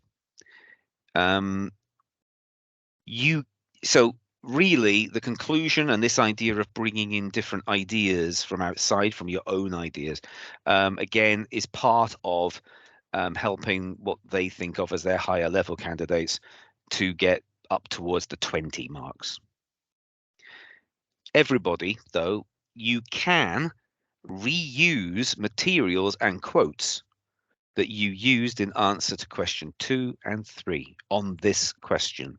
So if you have found interesting things to say about language or interesting things to say about structure, and you think that helps you to show why you agree with the statement or why you partially agree with the statement, you can reuse them. You don't have to say, oh, I've already used that quote on question 2, so I can't have to find another one. You don't. You can reuse your quotes, because this time you're not analyzing them for language or analyzing them for structure. You don't have to explain the quotes. You're just using them to indicate where in the text you are taking your ideas from. As I said, you can use material that is outside of the paper completely. You can bring in outside knowledge and philosophical perspectives. So you can bring in critical perspectives. But final line from the examiners, not necessarily from me, they said, do not get bogged down in this question. They see students who could have passed failing because they spent half an hour trying to do question 4, when if they just left it out completely, they might have got a much better mark overall. The most important question is question 5, is the writing answer. You know, there it's worth 40 marks. Go for it. If you spend 20 odd minutes doing question 4 and only get 4 or 5 marks, you have wasted your time. 4 or 5 marks is good, but not if it's taking you 20 minutes. They see people getting a very low number of marks for question 4 and then running out of time and not being able to do question 5. So basically they chucked away their chance of passing because they spent too much time on question 4. And they said, if in doubt, leave it out. That is not my advice. That was coming from the chief examiner. So there is a you know, that's the chief examiner saying basically, if you're just looking for a pass grade, a 4 or 5, you could actually say to yourself, look, I'm just going to get on with all the other questions with the extra time it gives me and not even think about question 4.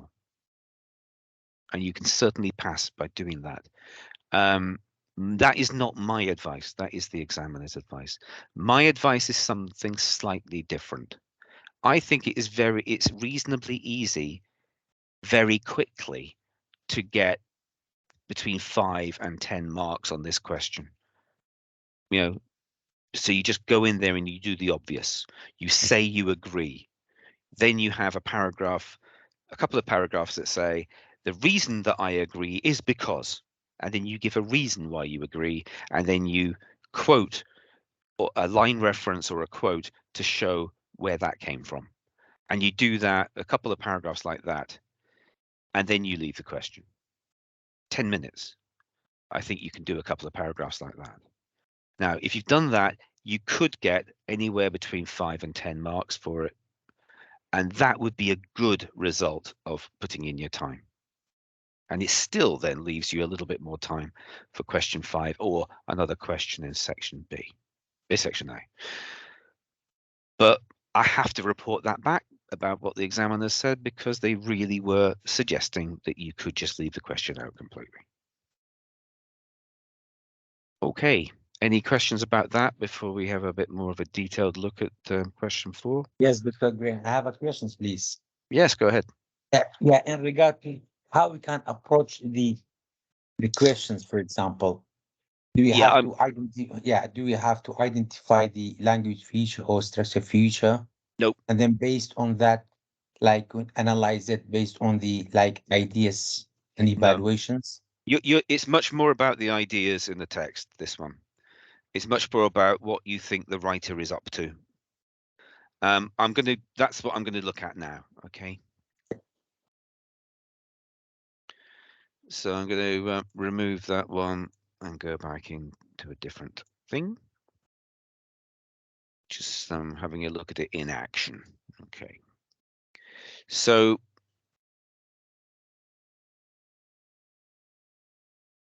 basically, here's a question 4, and it's about the Rosabelle piece of writing. You get a statement. You're looking at the final part of the text from line 19 to the end. It's usually from about the middle to the end. A student said, this part of the story set in the hat shop shows that the red-haired girl has many advantages in life. I think Rosabelle is right to be angry. Okay, so that is what a supposedly student has said. And then the real question is, to what extent do you agree? And you must answer this part. I see people writing answers, but they haven't started with actually saying whether they agree or not. You do have to address that. That is the question, so answer it. So when you are talking about agreeing, you need to understand what you are agreeing with or not. And so you do need to analyze the quote. So it's difficult for some people to get marks on this question because they fail to say if they agree or not. And then they don't explain why they agree or not. People sometimes misread the student's quote, so they actually are agreeing or disagreeing with a part of the quote they shouldn't. And people don't follow the bullet points which are in the quote. And then they don't give quotes or examples to evidence their answers. So if we go back to the question, the bullet points, you are looking at your own impressions of the red-haired girl, what you think of her, and how the writer shows Rosabel's reactions to the red-haired girl. And you must support your responses with reference to the text. So you're talking about the text to give your reasons why you agree or disagree. So you're basically, the really important word in this question is because. All right, so I agree completely with the student when he says this or she says this. And one of the reasons why I agree is because when the red-haired girl is described on line 31, this, and this. So you're actually saying it's because of this, because of that. These are the reasons why I agree. So you say whether you agree or partially disagree, and then you have 3 paragraphs in which you explain why you agree, why you slightly disagree, maybe. And in each of those, because, even if you don't use the word because, think because of this bit of the text or because of that bit of the text. So it might be because of the what the red-haired girl does in paragraph 8. It might be about because of the words that are used, the language that's used, the quote on line 47. And you just simply say because the writer says this, this, and this. You don't have to explain those quotes, but they do need to be there. So the statement breaks down into parts. So we know that it's the part of the story set in the hat shop. We know that already from the line numbers. So that really isn't something you can disagree with, or it's just a fact. The 2 bits that you can think about in terms of disagree or agree are the red-haired girl has many advantages in life, and Rosabel is right to be angry. So those are things that the student is saying in their opinion. In their opinion, the red-haired girl has many advantages, and by implication that Rosabel does not have, and that Rosabel is right to be angry. Somebody want to say anything? So when you say that you agree, you are quite clear in your own mind what it is you're agreeing with, or maybe partially disagreeing with. So do you think the red-haired girl has many advantages in life? Do you think Rosabel is right to be angry?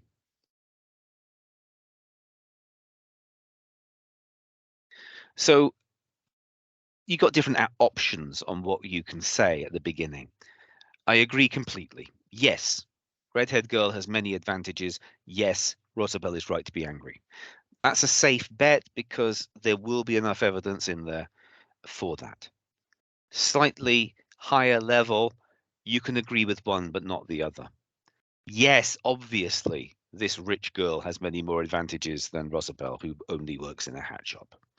But I do not believe that Rosabel was right to be angry. And you're going to have to give your reasons why you think that. Either way, you have to give your reasons why you believe those things. So you go for your examples from the text, maybe 2 paragraphs showing yes, she has more advantages, 1 example showing that Rosabel is right to be angry, or the other way around, whichever you think is more interesting. 1 example showing yes, she has many advantages, and 2 examples showing why she's right to be angry. But in every one, it's why do you agree? Because. Why do you partially disagree? Because, and so on. So a plan for the paper 1, question 4 could be, right, you first of all, your first line on its own, You know, do you agree completely or partially disagree? Say so. I agree completely. I partially disagree. Boom. Then paragraph 1 is one reason why you agree. So you're going to say, because of this, this, and this, with a quote or a line number. Paragraph 2 is the same. Give another reason why you agree, because. And in paragraph 3, if you're just going straight down the line of agreement, it's a third reason why you agree. It could be the reason why you partially disagree. But again, it's always going to be because when the writer does that, or because the red-haired girl says this, taken from the text with a quote or a line number. Finally, there's an optional paragraph 4. And this is the conclusion that is suggested that might be something you would consider if you want to get more marks. And it's about summing up your reasons for agreeing and partially disagreeing, which adds sophistication. It's also bringing in what you think the writer is doing and saying. And you can put in your own ideas and knowledge to help you do that. What are these ideas and knowledge? Well, it could be specialist knowledge that you have from something you know about, something like a hobby or a study or some course you went on or something you've read about. But there are also standard critical perspectives. You know, in academic study of literature and art, there are standard directions that people can come at on particular texts. So these are the top ones. So there's the political point of view, which does seem to go with this one about the hat shop, because it's about people who come from two different classes, one from the high class, the upper class, and the other one who's a working class girl. And when the working class girl realizes suddenly in the hat shop, that moment when the girl says, "Oh, it suits you beautifully," that actually does that indicate to her position in life, that she is stuck at the bottom, whilst these people can afford to spend what for her would be a year's salary just on a hat to go out for lunch. And all she can do to get some beauty is to buy some poor little flowers. And that means she doesn't get to eat that night. That would be a Marxian way of looking at that, which comes from Karl Marx, or from the politics that surround Karl Marx. A psychological view would be more about what's going on in the minds of the characters that makes them behave in certain ways, and that takes its name from Sigmund Freud, the creator of psychoanalysis. The idea that a writer might be showing us the attitudes and feelings that come from within a person who may not actually understand why they're behaving in that way. I think the one that fits best with, for example, the Scorpion and Kino, and the relationship between Kino and his wife, is the feminist way of looking at a piece of writing, where you have relationships between men and women, and where they are in society and where they are in terms of who has the power. That is feminism. And I put just one example of a feminist. That's Dr. Germaine Greer, a great Australian feminist who's has a chair at Warwick University, and she's very brilliant. There is a historical point of view. If you've got a piece of writing from 120 years ago, for example, it might be that an understanding of the history, the understanding of what it was like then, might help you to explain some of why the student has chosen to say certain things. Maybe that is happening because of what was happening in history in those days, which you may or may not know about. You may or may not have access to these understandings. I'm not suggesting you can go out and learn this at the weekend. But if you're reading something and it just chimes with something you do know, you are allowed to mention that. It is relevant. I know just because I've been married for 30 years that I understand the way relationships work to a certain extent, and I can see what's happening between those two That's an example. And that's what the writer's trying to show us. That's what the writer's trying to say. And I know this because. But that optional paragraph 4 is really only there for people, if you are looking to get up to, 18, 19, 20. And that's quite a long way up the scale. So a sample answer, I don't think I had one. I don't have it lined up, but basically that's your plan for question 4. Any questions now about question 4 that you'd like to pitch in at this point?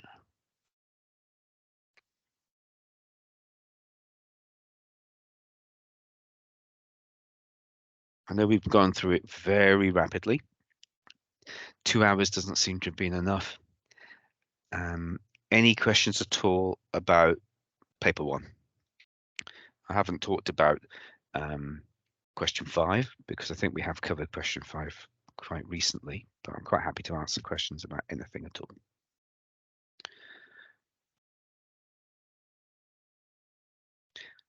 So I'm not actually going to run away at 8:30, so if anybody's got any questions. Hi, Graeme. About question 5?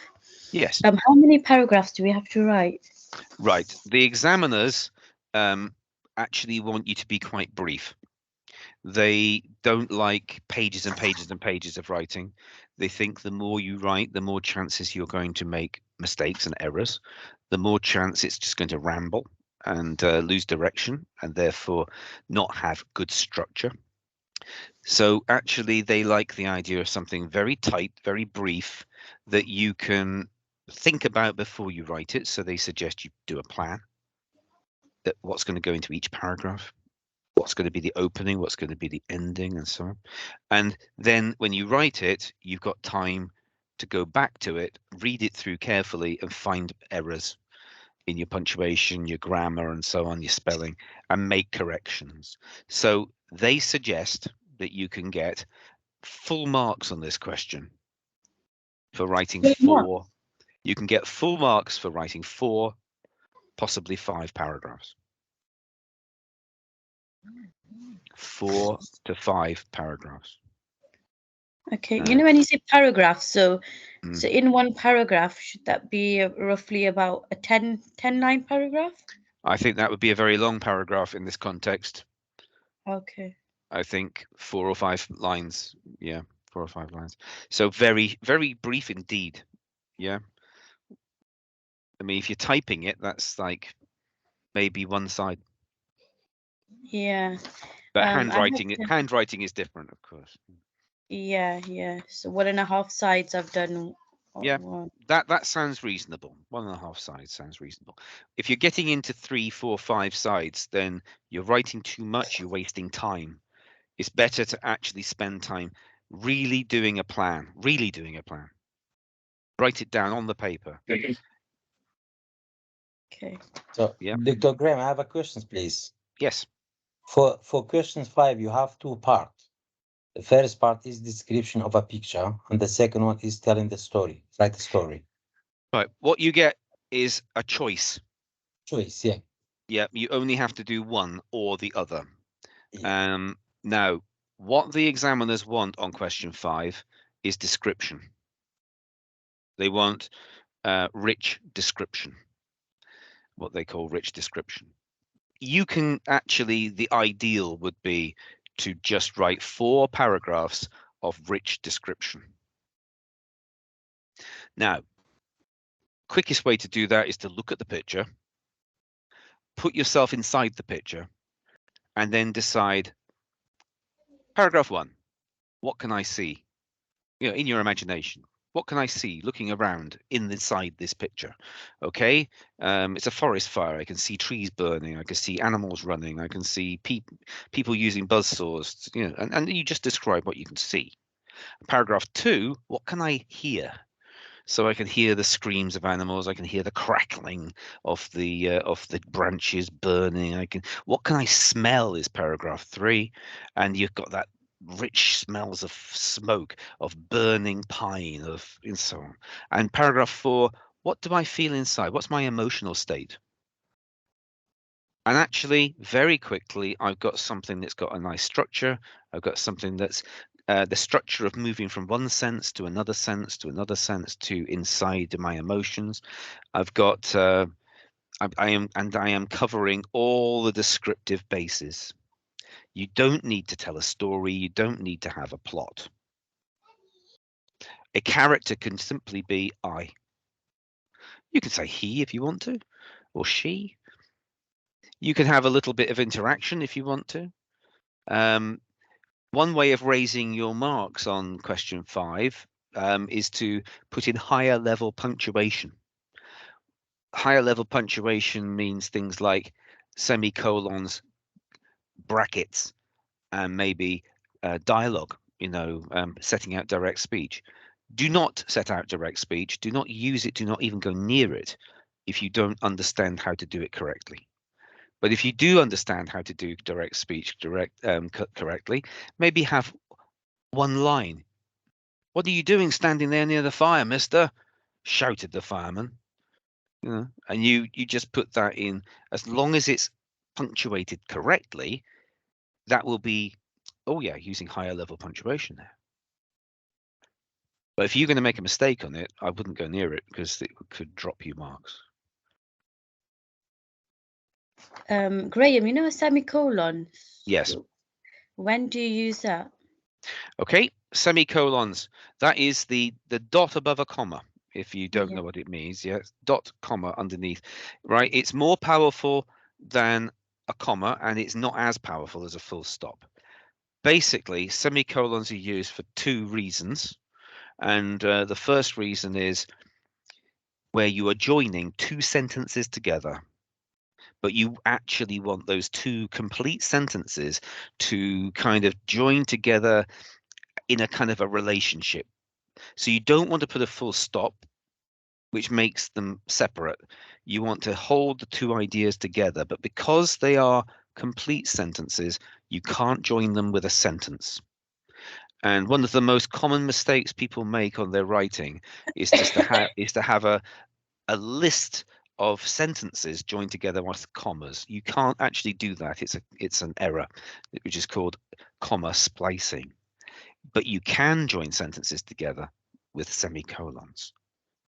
The other use of the semicolon is if you have a list. Normally, you would separate the items in a list with commas. So I'm going on a picnic, and what I'm going to take with me is colon as an introduction to the list. Sandwiches, crisps, and so yeah. So it'd be sandwiches, comma, crisps, comma, fruit juice, comma. But if the items in the list are longer than just 1 or 2 words, it gets confusing, especially if you put in extra explanation. So if I say, what I'm taking on my picnic is, colon, sandwiches, which I will have bought from the corner shop before I set out on my journey, semicolon. Fruit, which I grow in my own back garden, semicolon, and so on. It's because you're actually using commas to separate the parts of those clauses. So you don't want to use another comma to separate the 2 clauses from each other because you won't know where the clauses start and end. It just makes it neater if you've got longer items in your list to use semicolons instead of commas. Oh, so like you said, joining 2 sentences using semicolons. Yes. So you write the first sentence, then semicolon, then write the second sentence. Yes, and then that becomes one sentence, and you wouldn't have a capital letter in the middle where you start the other sentence. Oh, okay. Thank you. It just means, like, if you say the boat was sailing in the sun, the fishermen were happy. Now you could put those as 2 separate sentences. Just the boat was sailing in the sun, full stop, the fishermen were happy. Or you could join the 2 together to suggest that the reason why the fishermen were happy is because the sun was shining. So the boat sailed along in the sun, semicolon, the fishermen were happy, full stop. And that's fine if it's got a semicolon. But if you put a comma instead, because both sides of that are proper full sentences, that would be an error.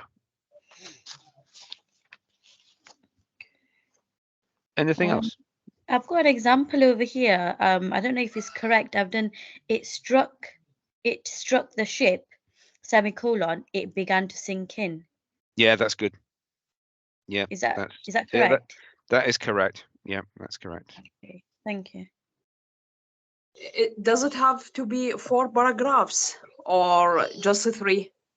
Right. There is a point at which, if you write too little, the examiners might say there's not enough there to be marked.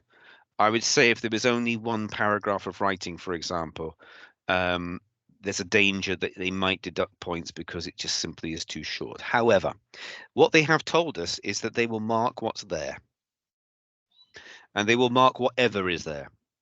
So I think if you wrote 2 paragraphs of really good description, I think they will mark it, and they will credit you at the level that they think that you deserve. Because the way that the examiners mark is to look for an instance of you writing at a certain level. And once you've hit that level, you don't have to do it all the way through. It's the peak that you hit that will determine your mark. So if you've only got time to write 2 paragraphs, write them. There's nothing we can do about that, is there? It's better to write 2 paragraphs than to write none.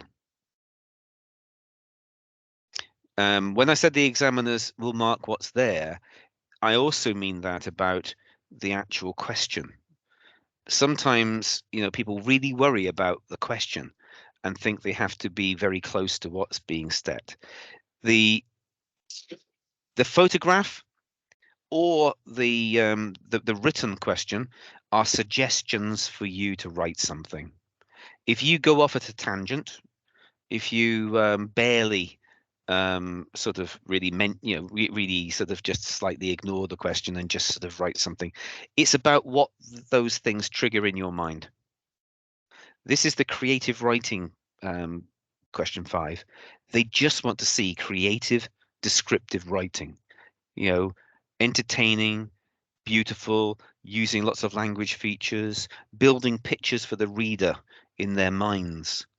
If you're doing that, they will give you the marks. They're not going to say, but they haven't totally described the photograph. They really don't care about the photograph. Okay. When they say they want a narrative or a story and you write description, they also don't really care about the task. Not that much. I would suggest that, let's say you wanted to do a description about the sea, what's happening on the sea during a storm. Well, a description would simply go paragraph 1, what can you see? Paragraph 2, what can you hear? Paragraph 3, what do you feel? And so on. If it was a narrative or a story, it would be, I stood on the cliff looking out to sea. And then you do a whole paragraph about what he can see. And you might end with, my heart was in my mouth. What was going to happen to the sailors? Yeah, and that is a story. That is a narrative. What they really hate is plot. They don't want, I got up this morning and decided to go to the beach. I packed my bags. I got my, I made some sandwiches. I ran down the street and just missed the bus. But luckily, Mr. Edwards was coming out of his drive in his car and he offered to give me a lift and all that. They don't want that. They want rich description. They want kind of that experience of seeing worlds inside their heads. That's really, really, really what they want. And what they really, really don't want is plots and characters and stuff like that. So, having said that, some people can write a little story in half an hour or so, a tiny little story with a few characters, some witty dialogue, and it's all beautiful and perfect, and they'll get top marks. There are people out there who can do that. Most of us have to work at it. And what I'm trying to do is help you to maximize your marks. I would say, just know when you go in, you're going to write 4 paragraphs of rich description. Just if you have no ideas, you just take it from the photograph, or take it from the question. You can stick as close or not as close as you feel like.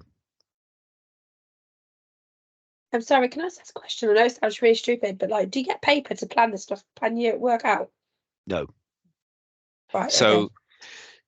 basically, if you do a plan, whether Yeah. it's a spider plan or and then the best one to do would be to say paragraph 1, paragraph 2, paragraph 3, paragraph 4. So you know exactly what order you're going to write things and exactly what you're putting in each of the paragraphs. Yeah, they want to see the plans. It's always possible, say you do a plan for 4 paragraphs and like Fadia said, you only get Chine to write 2. You never know, they might give you an extra mark because they know where you're going because they've seen your plan. The other way of planning is to look at the photograph if you're doing the photograph one, and you can just put arrows into the photograph and say, right, I'm going to talk about the way those seagulls are flying. I'm going to and you can actually do your plan just by doing arrows into the photograph and just making notes around the photograph. Okay, that's fine. I'll do that.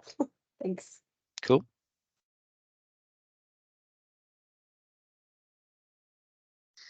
Anything else? Anyway, thanks for coming, guys. If anybody does have any questions, do just send me an email and ask, and I'll try and get back to you even over the weekend.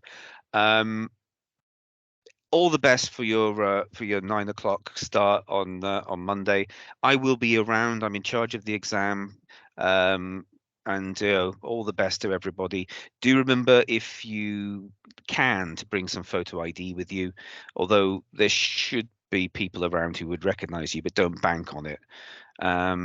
Okay, and other than that, and then there is one more of these revision sessions tomorrow morning, being done by Jane Rogers, and she's welcoming all comers. But I know a lot of you may not be around in the daytime. And the next one where we'll be having revision sessions will of course be on paper too, but we'll wait until I will put out details about that shortly. So unless anybody's got a last minute question, I'll say good night. Thank Thank you you. very much. Thank you. Okay then, all the best, Thank you. Good everybody. night. Bye bye. Thank you. Thank you. Cheerio. Thank you. Thank you.